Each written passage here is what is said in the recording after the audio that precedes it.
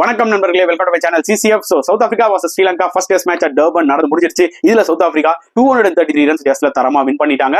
So நல்ல toss win பண்ணாங்க ஸ்ரீலங்கா. இந்த ஒரு ஸ்பைசி டர்பன் விக்கெட்ல டாஸ் வின் பண்ணி போலிங் எடுத்தாங்க. சவுத் ஆப்பிரிக்கா 190 வரைக்கும் அடிக்க வச்சாங்க. ஏன்னா நியூ பால்ல டக்கு விக்கெட் எடுத்தாங்க. நல்லா போட்டாங்க ஸ்ரீலங்கன் ஃபாஸ்ட் பவுலர்ஸ். பட் பவுமான் இன்னும் ஒரு சூப்பர் 70 அடிச்சாரு. பட் லாஸ்டா நம்ம 10-11 பேட்ஸ்மேன் எல்லாம் ஒரு 20-15 ரன் அடிக்க விட்டாங்க ஸ்ரீலங்கா. அங்கதான் தப்பு பண்ணிட்டாங்க. ஏன்னா திருப்பி ஸ்ரீலங்கா வந்து பேட்டிங் ஆடும்போது 42 ஆல் அவுட் ஆயிட்டாங்க. மார்க்கோ யான்சன் 7 விக்கெட் அன்பிளேபிளா இருந்தாருன்னு தான் சொல்ல முடியும். ஸ்ரீலங்கன் பேட்ஸ்மேன்ஸ்க்கு ஆன்சரே கிடையாது. அண்ட் திருப்பி ஃபாலோ ஆன் கொடுக்காம சவுத் ஆப்பிரிக்கா பாத்தீங்கன்னா 366 ரன்ஸ் அடிச்சு டிக்ளேர் பண்ணிட்டாங்க. Super hundreds from distance Stubbs and பவுமாக்கு இது ஒரு ஃபென்டாஸ்டிக் கம்பேக் மேட்சுங்க. ஏன்னா ஃபர்ஸ்ட் இன்னிங்ஸ்ல ஒரு 70, செகண்ட் இன்னிங்ஸ்ல ஒரு 100.